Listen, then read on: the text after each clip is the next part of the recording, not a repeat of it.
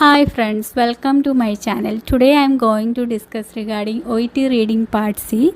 Let's start. നമ്മൾ കുറേ ദിവസങ്ങളായിട്ട് റീഡിംഗ് പാർട്ട് സി തന്നെയാണ് കൈകാര്യം ചെയ്യുന്നത് അല്ലേ. നിങ്ങൾക്കിപ്പോൾ കുറച്ചൊക്കെ ഏതെങ്കിലുമൊക്കെ ടൈപ്പ് ഓഫ് ക്വസ്റ്റ്യൻസിനെ ഡീൽ ചെയ്യേണ്ടത് എങ്ങനെയാണെന്ന് അറിയാമെന്ന് ഞാൻ വിശ്വസിക്കുന്നു. കുറേ ക്വസ്റ്റ്യൻസ് എനിക്ക് തോന്നുന്നു കുറഞ്ഞതൊരു 4 ക്വസ്റ്റ്യനെങ്കിലും ഞാൻ എല്ലാ ടൈപ്പിൽ നിന്നും എടുത്ത് പറഞ്ഞു തന്നിട്ടുണ്ട്. അതിൽ ഏതൊക്കെയാണെന്ന് എൻ്റെ വീഡിയോസ് റെഗുലറായിട്ട് കാണുന്നവരാണെങ്കിൽ നിങ്ങൾക്ക് മനസ്സിലാവും.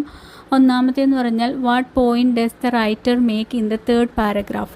അപ്പോൾ തേർഡ് പാരഗ്രാഫ് ഫുള്ളായിട്ട് എന്താണ് റൈറ്റർ മേക്ക് ചെയ്യുന്ന പോയിൻ്റ് എന്നുള്ള രീതിയിൽ ഒരു ക്വസ്റ്റ്യൻ നമ്മൾ ഡീൽ ചെയ്തിട്ടുണ്ട്. അതുപോലെ തന്നെ what point does the writer make about new born babies in the third paragraph. അതായത് തേർഡ് പാരഗ്രാഫിൽ ന്യൂ ബോൺ ബേബീസിനെ പറ്റി എന്താണ് റൈറ്റർ മേക്ക് ചെയ്യുന്ന പോയിൻ്റ് എന്നുള്ള രീതിയിൽ ഒരു ക്വസ്റ്റ്യൻ നമ്മൾ ചെയ്തു. അപ്പം 2 ടൈപ്പായി. പിന്നെ നമ്മൾ ഹൈലൈറ്റഡ് തിങ്സിനെ നമ്മൾ കണ്ടുപിടിക്കുന്നത് എങ്ങനെയാണെന്നുള്ള ഒരു ക്വസ്റ്റ്യൻ ചെയ്തു.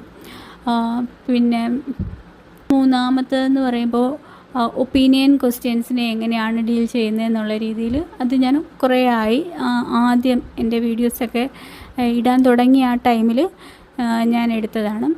ഒപ്പീനിയൻ ബേസ്ഡ് ക്വസ്റ്റ്യൻസിനെ ഡീൽ ചെയ്യുന്നത് എങ്ങനെയാണെന്നുള്ളത്. പിന്നെ കഴിഞ്ഞ ദിവസം നമ്മൾ ആറ്റിറ്റ്യൂഡ് എങ്ങനെയാണ് മനസ്സിലാക്കുന്നതെന്ന് ഉള്ള രീതിയിൽ ഒരു ക്വസ്റ്റ്യൻ ചെയ്തു. ഇപ്പോൾ എനിക്ക് തോന്നുന്നു ഒരു 5-6 ടൈപ്പ് ഓഫ് ക്വസ്റ്റ്യൻസ് സി പാർട്ടിൽ തന്നെ ഒരു 5-6 ടൈപ്പ് ഓഫ് ക്വസ്റ്റ്യൻസ് നമ്മൾ എങ്ങനെയാണ് കണ്ടുപിടിക്കേണ്ടതെന്നുള്ള ഒരു മെത്തേഡ് നമ്മൾ പഠിച്ചു കഴിഞ്ഞു. ഇന്ന് നമ്മൾ വേറൊരു ടൈപ്പ് ഓഫ് ക്വസ്റ്റ്യൻസ് എന്ന് വെച്ചാൽ മറ്റൊന്നുമല്ല, നിങ്ങൾക്കൊക്കെ അറിയാമായിരിക്കും എങ്കിലും കുറച്ചൊക്കെ പേർക്ക് അതിന് ബുദ്ധിമുട്ടുള്ളവരുണ്ടായിരിക്കും. അവർക്ക് വേണ്ടിയിട്ടാണ്. അറിയാവുന്നവരാണെങ്കിൽ ജസ്റ്റ് കാണുക, അല്ലാന്നുണ്ടെങ്കിൽ നിങ്ങൾ വിട്ടുകളയുക. അറിയാൻ വയ്യാത്തവർക്കാർക്കെങ്കിലും ഉപകാരപ്രദമാകുന്നെങ്കിൽ ആയിക്കോട്ടെ എന്ന് കരുതിയിട്ടാണ് ഞാനിത് ഇടുന്നത്. ഇത് സിമ്പിളാണ് എങ്കിലും ചിലർക്കെങ്കിലും അറിയാൻ വയ്യാത്തവർ കാണും, അവർക്ക് വേണ്ടിയിട്ടാണ് ഞാനിത് ഇടുന്നത്. അപ്പോൾ ഇതെന്ന് പറഞ്ഞാൽ ഈ ക്വസ്റ്റ്യൻ എന്ന് പറഞ്ഞാൽ എന്താണ്, ഒരു പാരഗ്രാഫ് തന്നിട്ട് നമുക്ക് ആ പാരഗ്രാഫിനൊരു ഹെഡിങ് കൊടുക്കാൻ പറയുന്നു. അപ്പം ഒരു പാരഗ്രാഫ് തന്നിട്ട് അതിന് ഹെഡിങ് കൊടുക്കാൻ ചോദിക്കാറുണ്ട്. പിന്നെ മൊത്തമായിട്ട് ആ ഒരു ആർട്ടിക്കിൾ മൊത്തമായിട്ട് നമ്മളൊരു ഹെഡിങ് കൊടുക്കാൻ ചോദിക്കാറുണ്ട്. ഇങ്ങനെ 2 രീതിയിലാണ് ഈ നമ്മൾ പാരഗ്രാഫിന് നെയിം ചെയ്യാനായിട്ട് ചോദിക്കുന്നത്. അപ്പം ഇതെങ്ങനെയാണെന്ന് നിങ്ങൾക്കറിയാമോ? നമ്മളിപ്പോൾ ഒരു പാരഗ്രാഫ് തന്നിട്ട് ആ പാരഗ്രാഫിനൊരു ഹെഡിങ് കൊടുക്കാൻ ആണ് പറയുന്നതെങ്കിൽ നമ്മൾ ആദ്യം ചെയ്യേണ്ടതെന്ന് പറഞ്ഞാൽ എന്താണ്, ആ പാരഗ്രാഫിൻ്റെ ടോപ്പിക് സെൻറ്റൻസ് നമ്മൾ കെയർഫുള്ളായിട്ട് റീഡ് ചെയ്യുക. ആ ഒരു ടോപ്പിക് സെൻറ്റൻസിൽ മിക്കവാറും നമ്മുടെ ആ ടോപ്പിക് സെൻറ്റൻസിൽ കാണും ആ പാരഗ്രാഫ് എന്തിനെ പറ്റിയാണ് പറയുന്നത്, അതിനകത്ത് ഉൾക്കൊള്ളിച്ചിരിക്കുന്ന ഒരു കാതലായ ആശയം എന്താണ് എന്നുള്ളത് ആ ടോപ്പിക് സെൻറ്റൻസിൽ കാണും. നിങ്ങളിപ്പോൾ നല്ലൊരു റീഡിങ് ചെയ്യാനുള്ള ഒരു കേപ്പബിലിറ്റി ആയിട്ടില്ല എന്നുണ്ടെങ്കിൽ ചിലപ്പോൾ ആ ഫസ്റ്റ് ടോപ്പിക് സെൻറ്റൻസ് വായിക്കുന്നതിലൂടെ തന്നെ നിങ്ങൾക്ക് കിട്ടണമെന്നില്ല. അങ്ങനെയുണ്ട്, നിങ്ങൾക്കത് കിട്ടുന്നില്ല എന്നുണ്ടെങ്കിൽ നിങ്ങൾ ആ ഫുൾ പാരഗ്രാഫ് വായിക്കുക. ആ ഫുൾ പാരഗ്രാഫ് വായിച്ചിട്ട് അതിനകത്ത് ഓരോ സെൻറ്റൻസിലും എന്തിലോട്ടാണ് പോയിൻ്റ് ചെയ്യുന്നതെന്ന് നോക്കുക. ആ ഓരോ സെൻറ്റൻസിലും അതായത് ഓരോ സെൻറ്റൻസിലും മീൻസ് ഏറ്റവും കൂടുതൽ ആ പാരഗ്രാഫിൽ ഏറ്റവും കൂടുതൽ സെൻറ്റൻസ് ഏതോ ഒരു പോയിൻറ്റിലോട്ടായിരിക്കും അവർ വിരൽ ചൂണ്ടുന്നത്. അപ്പം ആ ഒരു കാര്യം നമ്മൾ കണ്ടുപിടിച്ച് കഴിഞ്ഞാൽ നമുക്ക് ആ പാരഗ്രാഫിൻ്റെ ഹെഡിങ് ഇടാൻ പറ്റും. നിങ്ങൾക്ക് മനസ്സിലായി എന്ന് കരുതുന്നു. അതായത് ഒന്നുകിൽ നിങ്ങൾ നല്ല ഒരു വൊറേഷ്യസ് റീഡർ ആണെന്നുണ്ടെങ്കിൽ നിങ്ങൾക്ക് ആ ടോപ്പിക് സെൻറ്റൻസ് വായിച്ചാൽ മതിയാവും. അത് നിങ്ങൾക്ക് മനസ്സിലാവും ഇതെന്തിനെ പറ്റിയാണ്, ഈ പാരഗ്രാഫ് എന്തിനെ പറ്റിയാണ്. ഞാൻ പാരഗ്രാഫിൻ്റെ സ്ട്രക്ചറിനെ ഐഡൻറ്റിഫൈ ചെയ്യാൻ വേണ്ടിയിട്ട് ഒരു വീഡിയോ ഞാൻ ചെയ്തിരുന്നു. അത് നിങ്ങളൊന്ന് കണ്ടു നോക്കുക. അപ്പോൾ നിങ്ങൾക്ക് മനസ്സിലാവും ആ ടോപ്പിക് സെൻറ്റൻസ് എന്താണെന്നും അതിനകത്ത് എന്തൊക്കെയാണ് പറയുന്നതെന്നുള്ള കാര്യങ്ങളെല്ലാം തന്നെ ഞാൻ വിശദമായിട്ടൊരു വീഡിയോ ചെയ്തിട്ടുണ്ട്. അതൊന്ന് കണ്ടു നോക്കുക. അപ്പോൾ നിങ്ങൾക്ക് കുറച്ചുകൂടെ ഐഡിയ കിട്ടും. അപ്പം ഇത് ഒരു പാരഗ്രാഫിന് പേര് നൽകാൻ പറഞ്ഞു കഴിഞ്ഞാൽ ടോപ്പിക് സെൻറ്റൻസ് നമ്മൾ കെയർഫുള്ളായിട്ട് റീഡ് ചെയ്യുക. ടോപ്പിക് സെൻറ്റൻസിനകത്ത് എന്താണോ പറഞ്ഞിരിക്കുന്നത് അതായിരിക്കും ഒരു 99% നമ്മുടെ ആ ഒരു പാരഗ്രാഫിൻ്റെ ഐഡിയ എന്ന് പറയുന്നത്. എന്നിട്ട് അത് വായിച്ച് നമുക്കപ്പോൾ നമ്മൾ ആ ഒരു ടോപ്പിക് സെൻറ്റൻസ് വായിക്കുമ്പോൾ നമുക്കൊരു ആൻസർ കിട്ടി. ഇതിനെപ്പറ്റിയാണ് ഇവിടെ നമ്മൾ വായിക്കാൻ പോകുന്നത് എന്നൊരു ഐഡിയ കിട്ടി. നമ്മൾ ഉടനെ പോയി ആൻസർ ഓപ്ഷനിലോട്ട് നോക്കണ്ട. അതല്ലെങ്കിൽ അത്രയും നല്ല നിങ്ങൾക്ക് റീഡിങ് കപ്പാസിറ്റി ഉണ്ടെന്നുണ്ടെങ്കിൽ നിങ്ങൾ ഓക്കെയാണ്. ടോപ്പിക് സെൻറ്റൻസ് വായിച്ച് പോയി നമുക്ക് ഓപ്ഷൻ നോക്കി അടയാളപ്പെടുത്താം. അതല്ല നിങ്ങൾക്ക് അത്രയും ഒരു റീഡിങ് എബിലിറ്റി വന്നിട്ടില്ല എന്നുണ്ടെങ്കിൽ നിങ്ങളൊരു ഫസ്റ്റ് സെൻറ്റൻസ് ടോപ്പിക് സെൻറ്റൻസ് വായിച്ചതിന് ശേഷം നിങ്ങൾ അതിനകത്ത് എന്താണോ പറയുന്നതെന്നുള്ളൊരു കാര്യം മനസ്സിലാക്കുക. അതിനുശേഷം ബാക്കി താഴോട്ടുള്ള സെൻറ്റൻസിലെല്ലാം അതിനകത്ത് എന്തിലോട്ടാണ് ആ സെൻറ്റൻസ് എല്ലാം വിരൽ ചൂണ്ടുന്നത് എന്ന് നിങ്ങൾ നോക്കുക. അപ്പം അതിൽ കൂടുതലായിട്ടും പറയുന്നത് എന്ത് കാര്യത്തെ പറ്റിയാണോ അതായിരിക്കും നമ്മുടെ ടോപ്പിക്കിൻ്റെ ഹെഡിങ് എന്ന് പറയുന്നത്. അങ്ങനെ ഒരു ഓപ്ഷൻ ഉണ്ടോ നിങ്ങളുടെ ഓപ്ഷനിൽ നോക്കുക, എന്നിട്ട് അത് സെലക്ട് ചെയ്യുക. ഇങ്ങനെയാണ് നമ്മളൊരു പാരഗ്രാഫിന് ഹെഡിങ് കൊടുക്കുന്നത്. നിങ്ങൾക്ക് ഒരു പക്ഷേ ഇങ്ങനെ പറയുമ്പോൾ ഒരു ക്ലാരിറ്റി ഉണ്ടാവില്ല. ഞാൻ 2-3 ക്വസ്റ്റ്യൻസ് എടുത്തിട്ടുണ്ട്. ആ ക്വസ്റ്റ്യൻസ് ഒന്ന് എക്സ്പ്ലെയിൻ ചെയ്തു തരാം. അപ്പോൾ നിങ്ങൾക്ക് കുറച്ചുകൂടെ ഒരു ഐഡിയ കിട്ടും. ഒരു കാര്യം കൂടി ഞാൻ നിങ്ങളോട് പറഞ്ഞോട്ടെ. ഈ ഒരു വീഡിയോ കാണുകയാണെന്നുണ്ടെങ്കിൽ നിങ്ങൾക്ക് കറക്റ്റ് ടൈം ഉണ്ട് എന്നുണ്ടെങ്കിൽ മാത്രം നിങ്ങൾ കാണുക. അല്ലാന്നുണ്ടെങ്കിൽ നിങ്ങളിത് സ്കിപ്പ് ചെയ്ത് കാണാനാണെന്നുണ്ടെങ്കിൽ എൻ്റെ വീഡിയോസ് കാണാൻ ഞാൻ ആരോടും പറയില്ല. കാരണം ഞാൻ പറയുന്ന പകുതി കാര്യങ്ങൾ നിങ്ങൾക്ക് മനസ്സിലാവും, പകുതി നിങ്ങൾ മനസ്സിലാവാതെ നിങ്ങൾ വേറെ എന്തൊക്കെയോ അസ്യൂം ചെയ്യും. അപ്പോൾ കറക്റ്റായ രീതിയിൽ നിങ്ങൾക്ക് ആൻസർ കിട്ടണമെന്നില്ല. അപ്പം സ്കിപ്പ് ചെയ്യാതെ കാണാൻ പറ്റുന്നവരാണെങ്കിൽ മാത്രം നിങ്ങൾ ഈ വീഡിയോ കണ്ടാൽ മതി. അല്ലാന്നുണ്ടെങ്കിൽ നിങ്ങൾ കാണണ്ട. ടൈം ഉള്ളപ്പോൾ മാത്രം ഇപ്പം ഞാൻ എൻ്റെ വീഡിയോ പോസ്റ്റ് ചെയ്യുന്നു. ആ ടൈമിൽ നിങ്ങൾ എവിടെയെങ്കിലും പോകാനോ നിങ്ങൾ എന്തെങ്കിലും കാര്യം ചെയ്യാനോ എടുത്തു വെച്ചിരിക്കുകയാണെങ്കിൽ അത് ചെയ്യുക.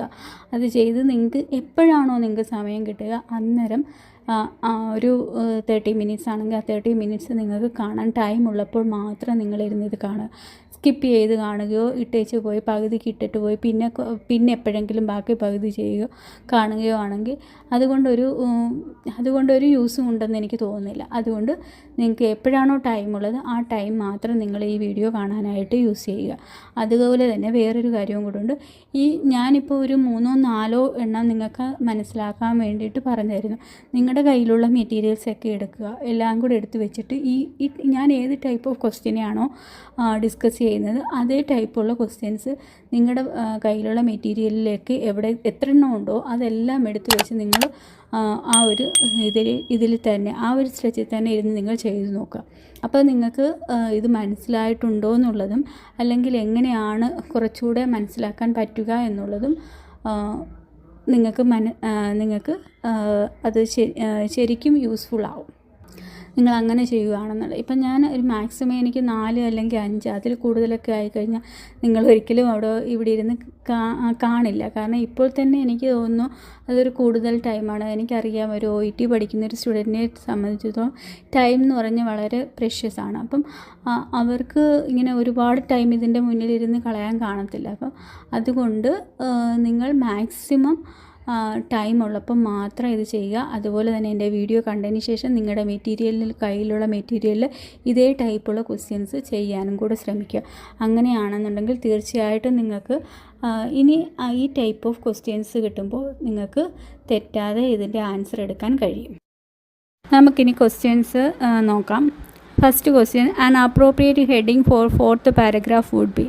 ഇവിടെ ചോദിച്ചിരിക്കുന്നത് 4th പാരഗ്രാഫിന് ഒരു അപ്രോപ്രിയേറ്റ് ആയിട്ടുള്ള ഹെഡിങ് കൊടുക്കാനാണ് പറഞ്ഞിരിക്കുന്നത്. നമുക്ക് പാരഗ്രാഫിലോട്ട് പോകാം. നമ്മൾ പറഞ്ഞതനുസരിച്ച് ടോപ്പിക് സെൻറ്റൻസ് കെയർഫുള്ളായിട്ട് റീഡ് ചെയ്യുക. അപ്പോൾ നമുക്ക് അതിൻ്റെ ഹെഡിങ് എന്താണെന്ന് മനസ്സിലാക്കാൻ പറ്റും. അവിടെ നിന്ന് നിങ്ങൾക്ക് മനസ്സിലാവുന്നില്ല എന്നുണ്ടെങ്കിൽ ബാക്കിയുള്ള സെൻറ്റൻസുകൾ ആ പാരഗ്രാഫിലെ ബാക്കി സെൻറ്റൻസ് മുഴുവൻ വായിക്കുമ്പോൾ ഏതെങ്കിലും ഒരു പോയിൻറ്റിലോട്ടായിരിക്കും എല്ലാ സെൻറ്റൻസും കാണിക്കുന്നത്. അതിൽ ഏറ്റവും കൂടുതൽ എന്തിനെ പറ്റിയാണോ അവിടെ പോയിൻ്റ് ഔട്ട് ചെയ്യുന്നതെന്ന് നോക്കുക. അപ്പോൾ അതുമായിട്ട് റിലേറ്റ് ചെയ്ത് വരുന്ന ഓപ്ഷൻ ഏതാണെന്ന് വെച്ചാൽ നമ്മളത് ചൂസ് ചെയ്യുക. അങ്ങനെയാണ് നമ്മുടെ ഹെഡിങ് കൊടുക്കുന്നത്. ഒരു പാരഗ്രാഫിന് ഹെഡിങ് കൊടുക്കാൻ പറഞ്ഞു കഴിഞ്ഞാൽ ഒരു 99% അതിൻ്റെ ടോപ്പിക് സെൻറ്റൻസിൽ തന്നെ കാണും അതിൻ്റെ ആൻസർ എന്ന് പറയുന്നത്. ആ ടോപ്പിക് സെൻറ്റൻസിലായിരിക്കും പറയുന്നത് ഇത് എന്തിനെ പറ്റിയാണ് എന്നുള്ളത് കാര്യം നമ്മുടെ ടോപ്പിക്കിൽ പറയും. എന്നിട്ട് അതിൻ്റെ വിശദമായിട്ടുള്ള കാര്യങ്ങളായിരിക്കും താഴോട്ട് പറയുന്നത്. അപ്പോൾ ആ ടോപ്പിക് സെൻറ്റൻസിലായിരിക്കും അതിൻ്റെ കാതലായ ആശയം എന്തിനെ പറ്റിയാണ് നമ്മളവിടെ പറയാൻ പോകുന്നത്, അല്ലെ എന്തിനെ പറ്റിയാണ് നമ്മളവിടെ വിശദീകരിക്കുന്നത് എന്നുള്ള കാര്യം പറയുന്നത് ടോപ്പിക് സെൻറ്റൻസിലായിരിക്കും. അപ്പം നമുക്ക് ഈ പാരഗ്രാഫ് നോക്കാം. Vision is integral to maintenance of A stable posture. ഇവിടെ പറഞ്ഞിരിക്കുന്ന ഫസ്റ്റ് സെൻറ്റൻസിൽ പറഞ്ഞിരിക്കുന്നത് എന്താണ്, അതായത് ടോപ്പിക് സെൻറ്റൻസിൽ പറഞ്ഞിരിക്കുന്നത് സ്റ്റേബിൾ പോസ്ചർ മെയിൻറ്റെയിൻ ചെയ്യാനുള്ള ഒരു ഇൻ്റഗ്രൽ പാർട്ട് എന്ന് പറയുന്നത് വിഷനാണ്. അപ്പം ഇവിടെ നമ്മുടെ ഇവിടുത്തെ കാതലായ ഇതെന്ന് പറഞ്ഞാൽ എന്താ, ആ സെൻറ്റൻസിലെ കാതലായ കാര്യം എന്ന് പറഞ്ഞാൽ നമുക്ക് മനസ്സിലായി പോസ്ചർ സ്റ്റേബിളായിട്ട് മെയിൻറ്റെയിൻ ചെയ്യുന്ന കാര്യത്തെ പറ്റിയാണ് നമ്മളിവിടെ പറയാൻ പോകുന്നത് എന്നുള്ള കാര്യം മനസ്സിലായി അല്ലേ. നമ്മുടെ ഈ ടോപ്പിക്കിൽ നിന്ന് നമുക്ക് മനസ്സിലായി പോസ്ചർ എങ്ങനെ സ്റ്റേബിളായിട്ട് മെയിൻറ്റെയിൻ ചെയ്യാമെന്നുള്ളൊരു കാര്യമാണ് ഇവിടെ അതിൻ്റെ കാര്യങ്ങളാണ് ഇവിടെ പറയാൻ പോകുന്നതെന്ന് നമുക്ക് മനസ്സിലായി. ഇനി അടുത്ത സെൻറ്റൻസ് എന്ന് പറഞ്ഞാൽ visual acuity, adaptation to the dark, peripheral vision, contrast, sensitivity and accommodation, all of which are related to stability. അപ്പോൾ ഇവയെല്ലാം തന്നെയും സ്റ്റെബിലിറ്റിയുമായിട്ട് റിലേറ്റഡ് ആയിട്ടുള്ള കാര്യമാണെന്നാണ്. അപ്പോൾ സെക്കൻഡ് സെൻറ്റൻസിലും എന്തിനെ പറ്റിയാണ്, സ്റ്റെബിലിറ്റി റിലേറ്റഡ് കാര്യങ്ങളാണ് പറഞ്ഞത് അല്ലേ. Visual acuity, adaptation to the dark, peripheral vision, contrast, sensitivity and accommodation, all of which are related to stability, may be affected by age related changes. ഇവയെല്ലാം എന്താണ്, ഏജ് റിലേറ്റഡ് ചേഞ്ചസും ഇവയെ affect ചെയ്തേക്കാം എന്നാണ് പറഞ്ഞിരിക്കുന്നത്. ഇനി അതിന് എക്സാമ്പിൾ പറയുകയാണ്. For example, age related deterioration in peripheral vision may affect an older person's ability to use information in the peripheral visual field for reference. Example പറഞ്ഞേക്കുന്നത് എന്താണ്, age related deterioration in peripheral vision. അതായത് നമുക്ക് പ്രായം ചെല്ലുമ്പോഴത്തേക്ക് peripheral വിഷന് deterioration ഉണ്ടായേക്കാം. അതെന്തിനെ may affect the older person's, അതെന്തിനെ അഫക്റ്റ് ചെയ്തേക്കാം, ഓൾഡർ പേഴ്സണിൻ്റെ ability to use informations in the peripheral visual field for റെഫറൻസിന് വേണ്ടിയിട്ട് നമ്മൾ പെരിഫറൽ വിഷ്വൽ ഫീൽഡിൽ യൂസ് ചെയ്യുന്ന വിഷ്വൽ ഫീൽഡിലെ ഇൻഫർമേഷൻ യൂസ് ചെയ്യാനുള്ള ആ പേഴ്സണിൻ്റെ കഴിവിനെ തന്നെ ബാധിച്ചേക്കാം എന്നാണ് പറഞ്ഞിരിക്കുന്നത്. May affect and older person's ability, അത് ഓൾഡർ പേഴ്സണിൻ്റെ എബിലിറ്റിയെ തന്നെ അഫക്റ്റ് ചെയ്തേക്കാം എന്നാണ് പറഞ്ഞത്. Such narrowing of the visual field also means that the part of the visual field that is most sensitive to movement is lost. അപ്പോൾ എന്താണ് പറയുന്നത്, വിഷ്വൽ ഫീൽഡിൻ്റെ അത്തരം നാരോയിങ് കൊണ്ട് അർത്ഥമാക്കുന്നത് എന്താണ്, വിഷ്വൽ ഫീൽഡിൻ്റെ ചലനത്തോട് ഏറ്റവും സെൻസിറ്റീവായ ഭാഗം നഷ്ടപ്പെടുന്നു എന്നാണ്. As A result postural control may be compromised. അതിൻ്റെ ഇതിൻ്റെയൊക്കെ ഫലമായിട്ട് എന്താണ്, postural control may be compromised. അവിടെയും നമ്മളുടെ എന്തിനെ പറ്റിയാണ്, പോസ്ചറൽ സ്റ്റെബിലിറ്റിയെ പറ്റിയാണ് അവിടെയും പോയിൻ്റ് ഔട്ട് ചെയ്യുന്നത് അല്ലേ. അപ്പോൾ ഇവിടെ വിഷനും പോസ്ചറൽ സ്റ്റെബിലിറ്റിയും ഒക്കെ ആണ് ഇവിടുത്തെ പ്രധാനപ്പെട്ട വിഷയം എന്നുള്ള കാര്യം നമുക്ക് മനസ്സിലായി. ഇനി നമ്മൾ ഓപ്ഷനിലോട്ട് പോവുകയാണ്. ഓപ്ഷൻ എ നോക്കുക. Vision contributes in various ways to postural stability. അതല്ലേ നമ്മുടെ ആ പാരഗ്രാഫിൽ മുഴുവനായിട്ടും പറയുന്നത്. ആദ്യത്തെ സെൻറ്റൻസിൽ തന്നെ പറയുന്നുണ്ട് അല്ലേ, vision is an integral to the maintenance of stable posture maintain ചെയ്യാനുള്ള ഇൻറ്റഗ്രൽ പാർട്ട് എന്ന് പറയുന്നത് വിഷനാണെന്ന് പറയുന്നു. അപ്പം നമ്മുടെ ആൻസർ എന്ന് പറയുന്നത് എ ആണ്. ബി എന്ന് പറയുമ്പോൾ central visual field is an important reference. അങ്ങനെ നമ്മുടെ പാരഗ്രാഫിൽ പറയുന്നില്ല, അപ്പോൾ ബി നമുക്ക് എലിമിനേറ്റ് ചെയ്യാം. ദ മെക്കാനിസം ഓഫ് വിഷ്വൽ ഫങ്ഷൻ്റെ മെക്കാനിസം ഒന്നും തന്നെ നമ്മുടെ പാരഗ്രാഫിൽ പറയുന്നില്ല അല്ലേ. അത് ഒരു എക്സാമ്പിളാണ് അവിടെ കാണിച്ചിരിക്കുന്ന. ഒരു ഓൾഡർ പേഴ്സണിനെ എങ്ങനെയാണ് ഈ പെരിഫറൽ വിഷൻ അഫക്റ്റ് ചെയ്യുന്നതെന്നുള്ള രീതിയിൽ അതിനൊരു എക്സാമ്പിളാണ് കാണിച്ചിരിക്കുന്നത്. അപ്പം സി അല്ല, ഡി എന്ന് പറയുമ്പോൾ vision is affected by age related changes. അത് പറയുന്നുണ്ട്, vision affected by age related ചേഞ്ചസിനെ അഫക്റ്റ് ചെയ്യുന്നു എന്ന് പറയുന്നുണ്ട്. പക്ഷേ നമ്മുടെ ആ പാരഗ്രാഫിൻ്റെ കാതലായ ആശയം എന്ന് പറയുന്നത് അതല്ല. അതൊരു സെൻറ്റൻസിൽ മാത്രമേ പറഞ്ഞു നിർത്തുന്നത്. പക്ഷേ നമ്മുടെ എല്ലാ സെൻറ്റൻസിലെയും പോയിൻ്റ് ഔട്ട് ചെയ്യുന്ന കാര്യം എന്താണ്? പോസ്ചറൽ സ്റ്റെബിലിറ്റിയെ പറ്റിയാണ്. ലെവിഷനും അതിൻ്റെ പോസ്ചറൽ സ്റ്റെബിലിറ്റിയുമായിട്ടുള്ള റിലേഷനുമാണ്.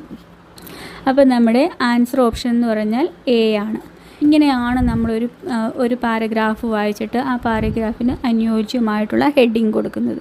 നിങ്ങൾക്ക് ഞാൻ പറയുന്നത് മനസ്സിലാവുന്നു എന്ന് ഞാൻ വിശ്വസിക്കുന്നു.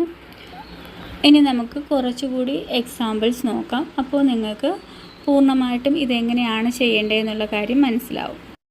To next question, which of the following would be an appropriate heading for the last paragraph? Last പാരഗ്രാഫിന് അപ്രോപ്രിയേറ്റ് ആയിട്ടുള്ള ഹെഡിങ് ഇടാനാണ് പറഞ്ഞിരിക്കുന്നത്. ഇനി നമുക്ക് പാരഗ്രാഫിലോട്ട് പോകാം. General practitioners are well placed to identify those at risk of falls and implement prevention strategies utilizing other health care professionals as required. ഇവിടെ പറഞ്ഞേക്കുന്നത് എന്തോ ജനറൽ പ്രാക്ടീഷണേഴ്സിൻ്റെ റോളാണ്. Those at risk of falls, identify those at risk of fall risk ഉള്ളവരെ identify ചെയ്യുകയും മറ്റ് health care പ്രൊഫഷണൽസിനെ utilize ചെയ്ത് പ്രിവെൻഷൻ സ്ട്രാറ്റജീസൊക്കെ ഇംപ്ലിമെൻറ്റ് ചെയ്യുകയും ചെയ്യുക എന്നുള്ളത് ജനറൽ പ്രാക്ടീഷണേഴ്സിൻ്റെ റോളാണ്. ജനറൽ പ്രാക്ടീഷണേഴ്സ് അപ്പം ഫോൾ റിസ്ക് ഉള്ളവരെ ഐഡൻറ്റിഫൈ ചെയ്യുകയും ഹെൽത്ത് കെയർ പ്രൊഫഷണൽസിനെ മറ്റു ഹെൽത്ത് കെയർ പ്രൊഫഷണൽസിനെ യൂട്ടിലൈസ് ചെയ്ത് പ്രിവെൻഷൻ സ്ട്രാറ്റജീസൊക്കെ ഇംപ്ലിമെൻറ്റ് ചെയ്യുകയും ചെയ്യുക എന്നുള്ളത് ജനറൽ പ്രാക്ടീഷണേഴ്സിൻ്റെ റോളാണെന്നാണ് ഫസ്റ്റ് സെൻറ്റൻസിൽ പറഞ്ഞത്. അടുത്ത സെൻറ്റൻസ് എന്ന് വെച്ചാൽ an enhanced primary care plan may facilitate implementing falls prevention strategy. ഒരു നല്ല പ്രൈമറി കെയർ പ്ലാനിലൂടെ നമുക്ക് ഫോൾ പ്രിവെൻഷൻ സ്ട്രാറ്റജീസൊക്കെ നന്നായിട്ട് പ്രയോജനപ്പെടുത്താൻ കഴിഞ്ഞേക്കും എന്നാണ് പറയുന്നത്. മേ ഫെസിലിറ്റേറ്റ് എന്നാണ് പറഞ്ഞത്. ഒരു നല്ല പ്രൈമറി കെയർ പ്ലാനിലൂടെ നമുക്ക് ഫോൾ പ്രിവെൻഷൻ സ്ട്രാറ്റജീസൊക്കെ ഫെസിലിറ്റേറ്റ് ചെയ്യാൻ സാധിച്ചേക്കും എന്നാണ് പറയുന്നത്. High risk patients with recurrent unexplained or injurious falls should especially be considered for specialist referral and multidisciplinary intervention. അപ്പോൾ ഇവിടെ എന്തോ പറഞ്ഞേക്കുന്നത് ഹൈ റിസ്ക് പേഷ്യൻസ് വിത്ത് റെക്കറൻറ്റ് അൺഎക്സ്പ്ലെയിൻഡ് ഇഞ്ചുറീസ്, അതായത് റെക്കറൻ്റ് ആയിട്ട് വീഴുന്നവരെയും അൺഎക്സ്പ്ലെയിൻഡ് ഓർ ഇഞ്ചുറീസ് ഫോൾസ് ഇങ്ങനെയൊക്കെയുള്ള ഹൈ റിസ്ക് ആയിട്ടുള്ള പേഷ്യൻസിനെയൊക്കെ GPയുടെ റോളാണ് specialist referrals കൊടുക്കുകയും അതുപോലെ തന്നെ മൾട്ടി ഡിസിപ്ലിനറി ഇൻ്റർവെൻഷൻ കൊടുക്കുക എന്നൊക്കെയുള്ളത് GPയുടെ റോളാണ്. The general practitioners role in educating and supporting the patients behaviour. അതുപോലെ തന്നെ വേറൊരു ഇതെന്ന് പറഞ്ഞാൽ അവർ ഈ ഹൈ റിസ്ക് ആയിട്ടുള്ള പേഷ്യൻസിനെയൊക്കെ എഡ്യൂക്കേറ്റ് ചെയ്യുക, അതുപോലെ തന്നെ supporting the patients behaviour changes is critical to uptake the falls prevention recommend. Support ചെയ്യുക, പേഷ്യൻറ്റിനെ സപ്പോർട്ട് ചെയ്യുക, എഡ്യൂക്കേറ്റ് ചെയ്യുക, അതുപോലെ തന്നെ പ്രിവെൻഷൻ സ്ട്രാറ്റജീസൊക്കെ റെക്കമെൻഡ് ചെയ്യുക. ഇതൊക്കെ എന്താണ് ജനറൽ പ്രാക്ടീഷണേഴ്സിൻ്റെ റോളാണ്. അപ്പം നമുക്ക് throughout this paragraph is telling about the general practitioners role അല്ലേ. ഈ ഇതിനകത്ത് ഓരോ സെൻറ്റൻസിനകത്തും പറയുന്നത് അവരുടെ റോൾ, ജനറൽ പ്രാക്ടീഷണേഴ്സിൻ്റെ റോൾ, അവർ വെൽ പ്ലേസ്ഡ് ആണ് റിസ്ക് ഉള്ളവരെ ഐഡൻറ്റിഫൈ ചെയ്യാൻ, അതുപോലെ തന്നെ ഇംപ്ലിമെൻ്റ് ചെയ്ത് പ്രിവെൻഷൻ സ്ട്രാറ്റജീസ് ഇംപ്ലിമെൻറ്റ് ചെയ്യാൻ, പ്രൈമറി കെയർ പ്ലാനിലൂടെ പ്രിവെൻഷൻ സ്ട്രാറ്റജീസ് ഇംപ്ലിമെൻറ്റ് ചെയ്യാൻ പറ്റിയേക്കും. ഹൈ റിസ്ക് പേഷ്യൻസിനെയൊക്കെ എന്തുവാണ് സ്പെഷ്യലിസ്റ്റ് റെഫറൽസിനും മൾട്ടി ഡിസിപ്ലിനറി ഇൻ്റർവെൻഷനും കൊടുക്കുക, അതുപോലെ തന്നെ എന്താണ് എഡ്യൂക്കേറ്റ് ചെയ്യുക, സപ്പോർട്ട് ചെയ്യുക, പ്രിവെൻഷൻ സ്ട്രാറ്റജീസൊക്കെ റെക്കമെൻഡ് ചെയ്യുക. ഇതെല്ലാം പറഞ്ഞിരിക്കുന്നത് എന്താണ് ജനറൽ പ്രാക്ടീഷണേഴ്സിൻ്റെ റോളാണ്. അപ്പോൾ throughout this paragraph is telling about the role of general practitioner. അപ്പം നമുക്കിനി ആൻസറിലോട്ട് നോക്കാം. അവിടെ എ ഓപ്ഷൻ പറയുന്നത് എന്താണ്? The role of general practitioners in fall prevention. അതല്ലേ നമ്മുടെ ആൻസർ എന്ന് പറയുന്നത്. ഓരോ സെൻറ്റൻസിലും കൊടുത്തിരിക്കുന്നത് എന്താണ്? ജനറൽ പ്രാക്ടീഷണേഴ്സിൻ്റെ റോളാണ്. ബി എന്ന് പറയുമ്പോൾ multidisciplinary approach to falls prevention. അതെന്ന് പറയുന്നത് അതൊക്കെ എന്താണ്? Multidisciplinary approach, implementation of falls prevention strategies, holistic approach, ഇതൊക്കെ പറയുന്നത് അവരുടെ ഓരോ റോളാണ്. ശരിക്കും അത് ഈ പാരഗ്രാഫ് ഫുള്ള് പറയുന്നത് അവരുടെ റോളാണ് അല്ലേ, മൊത്തത്തിലുള്ള റോളാണ്. ബിയും സിയും ഡിയും ഒക്കെ പറയുമ്പോൾ അതിനകത്ത് അവരുടെ ഓരോ റോളുകളാണ്. Multidisciplinary approach to fault prevention, implementation of fault prevention strategies, ഇതൊക്കെ പറയുന്നത് അവരുടെ ഒരു റോളാണ്. എന്നുവെച്ചാൽ നമുക്ക് ഹെഡിങ്ങിന് കൊടുക്കാൻ ആ പാരഗ്രാഫിന് കൊടുക്കാൻ പറ്റുന്ന ഒരു പേരെന്ന് പറയുമ്പം multidisciplinary approach to fault prevention എന്നുള്ളതല്ല. ഇത് കൊടുക്കാൻ പറ്റുന്ന ഒരു പേരെന്ന് പറയുമ്പോൾ role of the general practitioners in fault prevention എന്നുള്ളതാണ്. ഇപ്പം നിങ്ങൾക്ക് മനസ്സിലായി കാണുമെന്ന് ഞാൻ വിശ്വസിക്കുന്നു. കുറച്ചുകൂടെ ഒരു ഐഡിയ കിട്ടിക്കാണും അല്ലേ. ഞാൻ ആദ്യം പറഞ്ഞപ്പോൾ അത്രയും നിങ്ങൾക്ക് മനസ്സിലാവത്തില്ല. ഒരു ക്വസ്റ്റ്യൻ എടുത്തത് എക്സ്പ്ലെയിൻ ചെയ്യുമ്പോൾ കുറച്ചുകൂടെ നിങ്ങൾക്ക് മനസ്സിലാവാൻ ചാൻസ് ഉണ്ടെന്ന് ഞാൻ വിശ്വസിക്കുന്നു. Moving on the next question, the best heading for the 6th paragraph is. അപ്പോൾ ഇവിടെ ചോദിച്ചിരിക്കുന്നത് 6th പാരഗ്രാഫിനുള്ള ബെസ്റ്റ് ഹെഡിങ് ഏതാണെന്നാണ് ചോദിച്ചിരിക്കുന്നത്. അപ്പം നമ്മൾ 6th പാരഗ്രാഫിലോട്ട് പോകുന്നു. നമുക്കൊരു സി പാർട്ട് ആദ്യം കിട്ടിയാൽ ചെയ്യേണ്ട കാര്യം എന്താണ്, പാരഗ്രാഫിന് നമ്പർ ഇടുക എന്നുള്ളതാണ്. അപ്പം നമുക്ക് ഇങ്ങനെയുള്ള ക്വസ്റ്റ്യൻ വരുമ്പോൾ 3rd പാരഗ്രാഫ് എന്താണ് സജസ്റ്റ് ചെയ്യുന്നത്, അല്ലെങ്കിൽ 6th പാരഗ്രാഫിന് അപ്രോപ്രിയേറ്റ് ആയിട്ടുള്ള ഹെഡിങ് എന്താണ്, ഇങ്ങനെയൊക്കെ ചോദിക്കുമ്പോൾ നമുക്ക് പിന്നെയും ഇരുന്ന് പാരഗ്രാഫ് എണ്ണി സമയം കളയേണ്ട, നമ്മൾ ആദ്യമേ നമ്പർ ഇട്ട് പോവുകയാണെന്നുണ്ടെങ്കിലും. അപ്പം നമ്മളിവിടെ 6ാമത്തെ പാരഗ്രാഫ് എടുക്കുക. പാരഗ്രാഫ് എടുത്തിട്ട് റീഡ് ചെയ്യുക. അപ്പോൾ ടോപ്പിക് സെൻറ്റൻസ് നമ്മൾ കെയർഫുള്ളായിട്ട് റീഡ് ചെയ്യുക. A point commonly agreed upon is that intensity and duration of exercise are key determinants of whether or not it has a cardio protective effect. അപ്പോൾ ഇവിടെ എന്താണ് പറയുന്നത്, a point commonly agreed upon is that, ഒരു common ആയിട്ട് agree ചെയ്യുന്ന ഒരു point എന്ന് പറഞ്ഞാൽ എന്താണ്, the intensity and duration of exercise are the key determinants of whether or not it has a cardio protective effect. അതായത് ഒരു എക്സസൈസ് ഇപ്പോൾ ചെയ്യുമ്പോൾ, നമ്മളൊരു എക്സസൈസ് ചെയ്താൽ അതുകൊണ്ട് ഒരു നമ്മുടെ ഹാർട്ടിന് പ്രൊട്ടക്ഷൻ കിട്ടുമോ ഇല്ലയോ എന്നുള്ളത് അറിയാനുള്ള ഡിറ്റർമിനൻസ് എന്ന് പറഞ്ഞാൽ, അതിൻ്റെ ഘടകങ്ങളെന്ന് പറഞ്ഞാൽ എന്തൊക്കെയാണ്, അത് നമ്മൾ ചെയ്യുന്ന എക്സസൈസിൻ്റെ ഇൻറ്റൻസിറ്റിയും ഡ്യൂറേഷനുമാണ്. നമ്മൾ എത്ര ഇൻറ്റൻസിറ്റിയിലാണോ ആ എക്സസൈസ് ചെയ്യുന്നത്, എത്ര ഡ്യൂറേഷനിലാണോ നമ്മൾ ആ എക്സസൈസ് ചെയ്യുന്നത്, ഇതിനെയൊക്കെ ആശ്രയിച്ചാണ് നമുക്ക് ആ എക്സസൈസ് മൂലം നമുക്കൊരു കാർഡിയാക് പ്രൊട്ടക്ഷൻ കിട്ടുന്നുണ്ടോ ഇല്ലയോ എന്നുള്ളത് അറിയാൻ പറ്റുക എന്നാണ് പറയുന്നത്. The dose response relationship between physical activity and risk of coronary heart disease was quantified in a recent meta-analysis. അപ്പം അടുത്ത സെൻറ്റൻസിൽ പറയുന്നത് എന്താണ്, the dose response relationship between the physical activity and risk of coronary heart disease.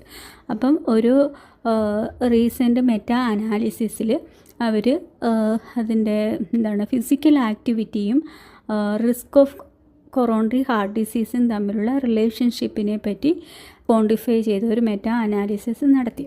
അപ്പം അതിനകത്ത് എന്താണ് found ചെയ്തത്, which found that individuals who met the minimum US physical activity guide lines for health.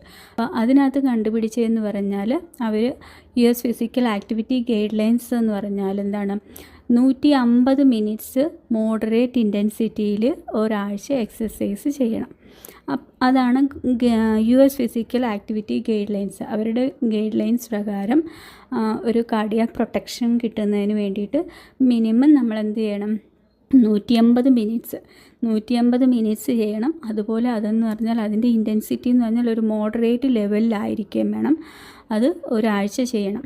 അങ്ങനെ ചെയ്യുമ്പോഴെന്താണ് had 14% lower risk of coronary heart disease compared to those with no leisure time physical activity.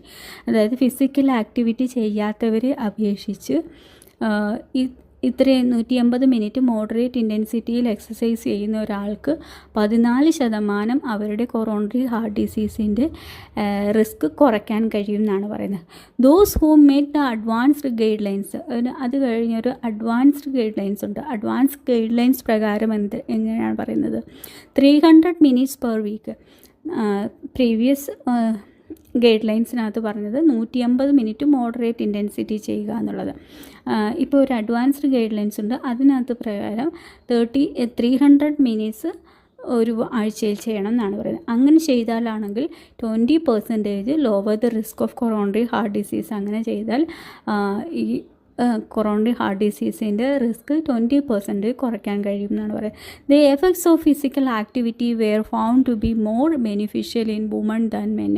ഇതിൻ്റെ effect എന്ന് പറയുന്നത് വുമണിലാണ് മെന്നിനേക്കാൾ കൂടുതലെന്നാണ് പറയുന്നത്. അപ്പോൾ ഇതിനകത്ത് നമ്മളോട് പറഞ്ഞിരിക്കുന്നത് എന്താണ്, നമ്മൾ ഒരു എക്സസൈസ് ചെയ്യുമ്പോൾ അതിൻ്റെ കാർഡിയാക് പ്രൊട്ടക്ഷൻ കിട്ടണം, അതുമൂലം നമുക്ക് കാർഡിയാക് പ്രൊട്ടക്ഷൻ കിട്ടണം എന്നുണ്ടെങ്കിൽ അത് നമ്മൾ ഒരു ഇൻറ്റൻസിറ്റിയിലൂടെയും ഡ്യൂറേഷനിലൂടെയും ഇത്ര ഇൻറ്റൻസിറ്റിയിൽ ഇത്ര ഡ്യൂറേഷന് ചെയ്തെങ്കിൽ മാത്രമേ നമുക്കതുകൊണ്ട് കാർഡിയാക് പ്രൊട്ടക്ഷൻ കിട്ടത്തുള്ളൂ എന്നാണ് പറയുന്നത് അല്ലേ. അതാണ് നമ്മുടെ ഫസ്റ്റ് ടോപ്പിക് സെൻറ്റൻസിലും പറഞ്ഞേക്കുന്നത്. Point commonly agreed upon is that the intensity and duration of exercise are the key determinants of whether or not it has a cardio protective effect.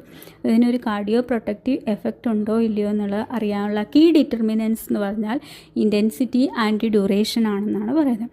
അത് തന്നെയാണ് 150 മിനിറ്റ് ചെയ്താൽ ഇത്ര കുറയ്ക്കാൻ പറ്റും, 300 മിനിറ്റ് ചെയ്താൽ ഇത്ര കുറയ്ക്കാൻ പറ്റും എന്നുള്ള രീതിയിലൊക്കെ പറഞ്ഞിരിക്കുന്നത് അല്ലേ. ഇനി നമുക്ക് ആൻസർ ഓപ്ഷനിലോട്ട് നോക്കാം. ആദ്യത്തെ ഓപ്ഷൻ എന്ന് പറഞ്ഞാൽ exercise may not always be beneficial to health. Exercise എല്ലായ്പ്പോഴും ബെനിഫിഷ്യൽ അല്ല എന്ന് പറയുന്നുണ്ടോ? അങ്ങനെയൊന്നും നമ്മളോട് പറഞ്ഞില്ല. ഇത്ര നേരം ചെയ്താൽ ഇത്ര ഇൻറ്റൻസിറ്റിയിൽ ഇത്ര നേരം ചെയ്യുവാണെങ്കിൽ, അതായത് ഒരാഴ്ചയിൽ ഇത്ര നേരം 150 മിനിറ്റ്സ് അല്ലെങ്കിൽ 300 മിനിറ്റ്സ് മോഡറേറ്റ് ഇൻറ്റൻസിറ്റിയിൽ ചെയ്താലെന്ന് പറയുന്നത്. അല്ലാതെ എക്സസൈസ് എല്ലായ്പ്പോഴും ബെനിഫിഷ്യൽ അല്ല എന്നുള്ള രീതിയിലൊന്നും തന്നെ നമുക്ക് പറയുന്നില്ല. അപ്പോൾ എ ഓപ്ഷൻ നമുക്ക് എലിമിനേറ്റ് ചെയ്യാം. ബി ഓപ്ഷൻ പറയുന്നത് the relationship between the physical activity and heart health. അത് അവിടെ ഒരു പോയിൻ്റായിട്ട് പറയുന്നു എന്നുള്ളതേ ഉള്ളൂ അല്ലേ. നമ്മുടെ മെയിനായിട്ട് ആ ടോപ്പിക്ക് ആ ഒരു പാരഗ്രാഫിൽ നമ്മളോട് പറയാൻ ഉദ്ദേശിക്കുന്ന കാര്യം ഇതല്ല, റിലേഷൻഷിപ്പ് അല്ല. ഒരു മെറ്റാ അനാലിസിസ് നടത്തി അതിനകത്ത് കണ്ട കാര്യങ്ങൾ ആണ് നമ്മളോട് അവിടെ ഹൈലൈറ്റ് ചെയ്യുന്നത് അല്ലേ. ആ ഒരു മെറ്റാ അനാലിസിസിൻ്റെ റിപ്പോർട്ടാണ് അവിടെ ഹൈലൈറ്റ് ചെയ്ത് കാണിക്കുന്നത്. ആ റിപ്പോർട്ട് മൂലം നമ്മളോട് പറയുന്നത് എന്താണ്, ഇതൊക്കെയാണ് അതിൻ്റെ കീ ഡിറ്റർമിനൻസ് എന്നുള്ള കാര്യമാണ്. സി ഓപ്ഷൻ നോക്കി, how to maximise the cardio protective effect of the exercise. അതല്ലേ നമ്മുടെ ആൻസർ. ഹൗ ടു മാക്സിമൈസ്, എങ്ങനെയാണ് നമുക്ക് കാർഡിയോ പ്രൊട്ടക്റ്റീവ് എഫക്റ്റ് മാക്സിമൈസ് ചെയ്യാൻ പറ്റുക എക്സസൈസിലൂടെ. അപ്പം നമ്മളോട് പറയുന്നു 150 മിനിറ്റ് ചെയ്താൽ ഇത്ര ശതമാനം, 14%, 300 മിനിറ്റ് ചെയ്താൽ 20% നമുക്ക് റിസ്ക് കുറയ്ക്കാൻ പറ്റും. അങ്ങനെയൊക്കെ പറയുമ്പോഴെന്താണ്, നമ്മൾ എങ്ങനെയാണ് നമുക്ക് ആ കാർഡിയോ പ്രൊട്ടക്ഷൻ മാക്സിമൈസ് ചെയ്യാൻ പറ്റുന്നത്, എത്ര ഇൻറ്റൻസിറ്റിയിൽ എത്ര ഡ്യൂറേഷനിൽ ചെയ്യണം എന്നുള്ളതൊക്കെയാണ് ആ പാരഗ്രാഫ് ത്രൂ ഔട്ട് പറയുന്നത് അല്ലേ. അപ്പം നമുക്ക് ആൻസർ ഓപ്ഷൻ സി ആണ് കറക്റ്റായിട്ടുള്ളത്. ഇനി ഡി ഓപ്ഷൻ എന്ന് വെച്ചാൽ exercise reduce the risk of coronary heart disease. അങ്ങനെ ഒരു കാര്യമുണ്ട്, പക്ഷേ എക്സസൈസ് ചെയ്തത് കൊണ്ട് മാത്രം നമുക്ക് കൊറോണറി ഹാർട്ട് ഡിസീസിൻ്റെ റിസ്ക് കുറയ്ക്കാൻ പറ്റുമോ?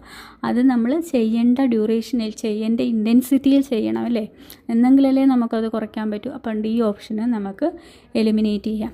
ഇങ്ങനെയാണ് നമ്മളൊരു ഹെഡിങ് ഒരു പാരഗ്രാഫിന് ഹെഡിങ് കൊടുക്കുന്നത്. നമ്മുടെ ടോപ്പിക് സെൻറ്റൻസ് വായിച്ച് നോക്കിയിട്ട് നമുക്ക് ഓപ്ഷനിലോട്ട് പോയി നോക്കാം, അതിനോട് മാച്ച് ചെയ്യുന്ന ഓപ്ഷൻ എടുക്കാം. അവിടെ നിങ്ങൾക്ക് മനസ്സിലാവുന്നില്ല എന്നുണ്ടെങ്കിൽ, അല്ലെങ്കിൽ എന്തെങ്കിലും ഒരു കൺഫ്യൂഷൻ ഉണ്ടെന്നുണ്ടെങ്കിൽ ആ പാരഗ്രാഫ് വായിക്കുക. അപ്പോൾ ത്രൂ ഔട്ട് എന്തിലോട്ടാണോ പോയിൻ്റ് ചെയ്യുന്നത് അതായിരിക്കും നമ്മുടെ ഹെഡിങ് എന്ന് പറയുന്നത്. ആ പാരഗ്രാഫിൽ ഓരോ സെൻറ്റൻസും പോയിൻ്റ് ഔട്ട് ചെയ്യുന്നത് കാര്യം ഏതാണ്, എന്തിനെയാണ് അവരോട് സ്ട്രെസ് ചെയ്ത് താഴോട്ട് പറയുന്നതെന്നുള്ള കാര്യം നോക്കും. അപ്പം നമുക്ക് മനസ്സിലാവും എന്തിനെ പറ്റിയാണെന്നുള്ളത്. ടോപ്പിക് സെൻറ്റൻസ് നമുക്കൊരു കുറച്ചെങ്കിലും റീഡിങ്ങിനുള്ള കഴിവുണ്ടെന്നുണ്ടെങ്കിൽ, റീഡ് ചെയ്ത് അണ്ടർസ്റ്റാൻഡ് ചെയ്യാനുള്ളൊരു കഴിവുണ്ടെന്നുണ്ടെങ്കിൽ നമുക്ക് ടോപ്പിക് സെൻറ്റൻസ് മതി. അവിടെ നിന്ന് തന്നെ നമുക്ക് ഈ ആൻസറിലോട്ട് എത്താം.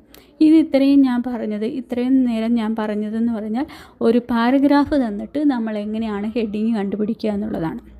എൻ്റെ വീഡിയോസ് നിങ്ങൾക്ക് ഇഷ്ടപ്പെടുകയാണെങ്കിൽ ലൈക്ക് ചെയ്യുകയും ഷെയർ ചെയ്യുകയും സബ്സ്ക്രൈബ് ചെയ്യുകയും ചെയ്യുക. താങ്ക്